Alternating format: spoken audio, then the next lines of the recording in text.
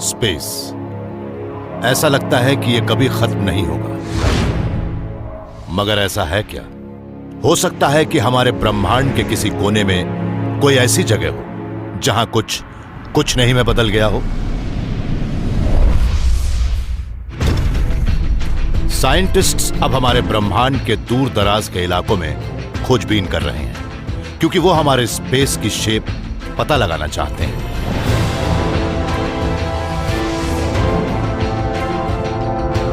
अब उन्हें कुछ ऐसे चौंकाने वाले सबूत मिलने लगे हैं जिनसे पता लगता है कि एक ऐसी जगह है जहां ब्रह्मांड न सिर्फ खत्म होता है बल्कि उसके पार भी कुछ छिपा बैठा है, शायद एक बिल्कुल अनजान एलियन।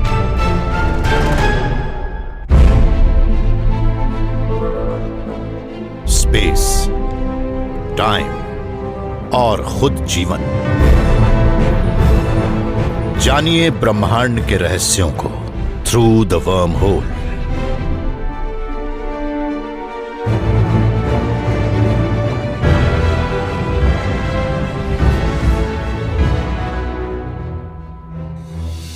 अक्सर हमारे सामने एक बिल्कुल नया आइडिया आता है और वो हमारे अपने वजूद के बारे में ही हमारी सोच बदल देता है। 1543 में निकोलस कोपरनिकस ने साबित किया कि पृथ्वी ब्रह्मांड के केंद्र में नहीं है। 1920 के दशक में एडविन हबल ने देखा कि ब्रह्मांड की सारी गैलेक्सीज एक दूसरे से दूर भाग रही हैं, और जिससे यह कहा जाने लगा कि हमारा ब्रह्मांड हमेशा से यहां नहीं था, बल्कि वो एक जबरदस्त विस्फोट से पैदा हुआ था, बिग बैंग से। अब एक और बहुत बड़ा बदलाव सामने आने वाला है। हम बड़े लंबे समय से यही मान रहे हैं कि ब्रह्मांड साइज में इन्फिनिट है, मगर अब कुछ कॉस्मोलॉजिस्ट मानने लगे हैं कि नहीं, ब्रह्मांड तो फाइनाइट है। कुछ तो यह भी मानते हैं कि उन्हें उसकी शेप मालूम है। अगर हमें सचमुच ब्रह्मांड का छोर मिल गया तो हमारे सामने एक बड़ा ही मुश्किल और चौंकाने वाला सवाल खड़ा होगा कि आखिर उस छोर के पार क्या है।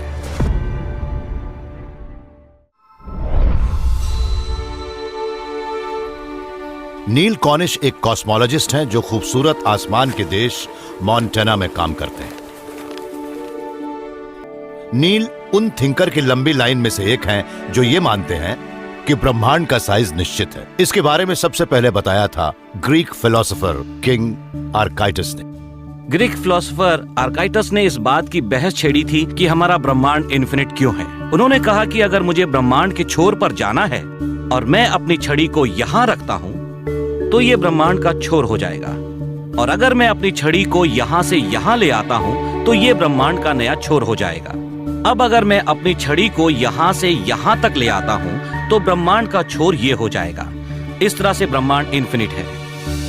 आर्काइटस का वो मेंटल गेम करीब 2000 साल तक साइंटिफिक फिलॉसफी बना रहा। हमारा ब्रह्मांड शायद बहुत बड़ा है और वो शायद हमेशा से है, मगर अब उस फिलॉसफी को चुनौती दी जा रही है। एक इन्फिनिट ब्रह्मांड के साथ समस्या ये है कि वो सिर्फ स्पेस में ही नहीं बल्कि टाइम में भी इन्फिनिट है। उसकी कोई शुरुआत नहीं है और तारे भी इसमें इन्फिनिट हैं। ऐसे में आसमान तो बिल्कुल सफेद हो जाएगा और वो इतना चमकीला और चटक होगा कि हमारी आंखें चौंधिया जाएं। मगर रात के आसमान में हमें ऐसा कुछ नहीं दिखता। हमें यहाँ वहाँ तारे नजर आते हैं और उनके बीच घना अंधेरा होता है। इससे हमें एक बात पता लगती है, ये बताता है कि हम ऐसे इन्फिनिट ब्रह्मांड में नहीं रहते जो इन्फिनिटली पुराना है। हमारे इस अंधेरे आसमान से ही हमें ब्रह्मांड के बारे में यह रेवोल्यूशनरी आइडिया मिला कि यह हमेशा से यहां नहीं था। वो पल जब हम आज जो भी स्पेस या मैटर देखते हैं वो वजूद में आए और वो एक पॉइंट से फैले।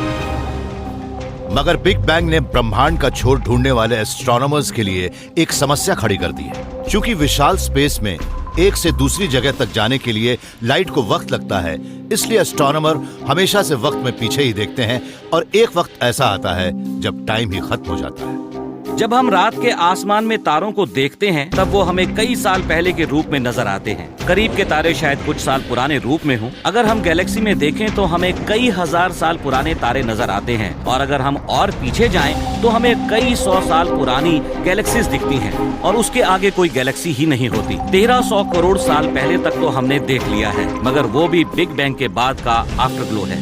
उसे कॉस्मिक माइक्रोवेव बैकग्राउंड कहते हैं, और वो उस वक्त की तस्वीर है जो दिखाती है कि बिग बैंग के 4 लाख साल बाद ब्रह्मांड कैसा दिखता था। उस वक्त ब्रह्मांड में गर्म गैसें भरी थी, गर्म प्लाज्मा भरा था, लाइट कहीं जा नहीं सकती थी, इसलिए हम उसके पार नहीं देख सकते थे, वैसे ही जैसे हम सूरज में नहीं देख सकते।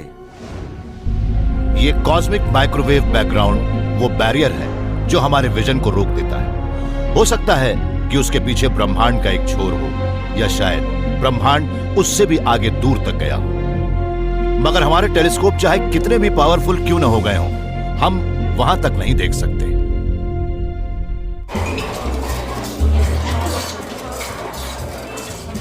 मगर ब्रह्मांड के छोर का पता लगाने का एक और तरीका भी हो सकता है। जियाना लेविन एक थ्योरेटिशियन है जो कुछ कॉम्प्लेक्स न्यूमेरिकल सॉल्यूशंस की मदद से साइंस के कुछ बड़े ही मुश्किल सवालों के जवाब ढूंढ रही है। ये बात शायद आपको बड़ी अजीब सी लगे कि एस्ट्रॉइड्स जैसे एक खेल से भी हमें ब्रह्मांड के बारे में पता लग सकता है, मगर इस खेल का एक नियम है कि गेम से ही एक दुनिया बनानी है, और ये बात समझ में भी आती है। इसमें अगर आप ऊपर से बाहर निकलते हैं तो नीचे से फिर से अंदर आ सकते हैं, या बाई ओर से निकलते हैं तो दाई ओर से अंदर घुस सकते हैं। इस नियम से वो स्पेस बनता है जिसमें हम खेल रहे हैं, एक फाइनाइट स्पेस। हम मानते हैं कि ब्रह्मांड के लिए भी ऐसे ही कुछ नियम है।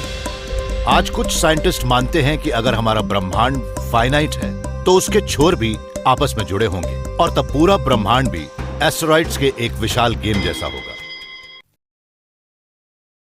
पृथ्वी का भी कोई छोर नहीं है, मगर वो इनफाइनाइट भी नहीं है। अगर हम उस स्पेस को मोड़ दें तो ये कुछ ज्यादा ही नेचुरल लगेगा। मसलन अगर मैं इस मेन्यू को मोड़ दूं और इसके ऊपर भी एस्ट्रॉइड गेम के नियम लागू करूं तो क्या होगा? मैं ऊपर से निकल सकती हूं और नीचे से वापस अंदर जा सकती हूं। इस मेन्यू को लपेटने और इसके छोर को चिपकाने के बाद ठीक ऐसा ही होगा। अब मैं इस मेन्यू को और मोड़ती हूं और इस सख्त मेन्यू के दोनों किनारों को भी चिपका देती हूं। इस तरह से ये एक बैगल बन जाएगा, न्यूयॉर्क का क्लासिक बैगल। और बैगल को किनारों से सिर्फ एक सिलेंडर की तरह नहीं जोड़ा जाता, बल्कि पलटकर उसके दूसरे छोरों को भी जोड़ा जाता है।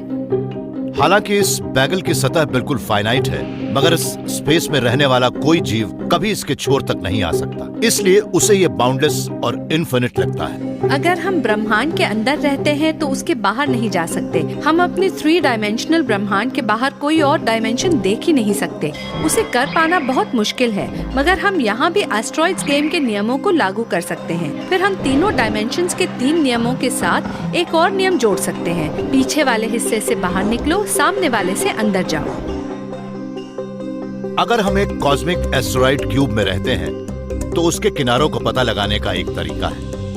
उसके लिए हमें किसी स्पेसशिप में एक से दूसरे किनारे पर नहीं जाना होगा, बल्कि एक जगह खड़े रहना होगा और लाइट को ब्रह्मांड के चारों ओर सिमटते देखना होगा। अगर मान लें कि ब्रह्मांड इस कमरे जितना बड़ा है और आप इसके बीच में हाथ में एक लालटेन लेकर खड़े हैं, हमारे पीछे से निकलने वाली लाइट एक दीवार से टकराकर दूसरी तरफ से कमरे के अंदर आ जाएगी।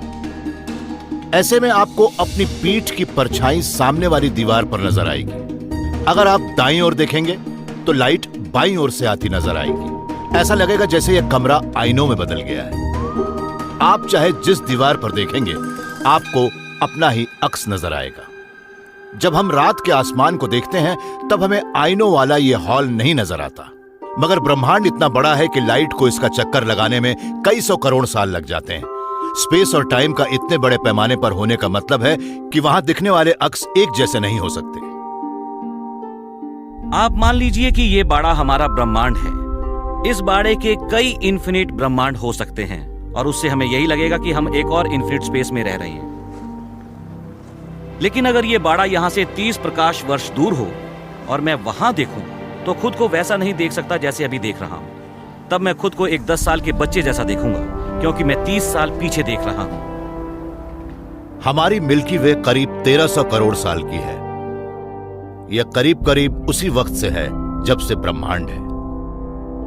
तो क्या हमारी मिल्की वे की एक डिस्टेंट इमेज भी रात के आसमान में कहीं छिपी है और वो ऐसी दिख रही है जैसे 500,000 साल करोड़ पहले थी? अगर ऐसा है तो हम उस जवान ट्विन को पहचानेंगे कैसे?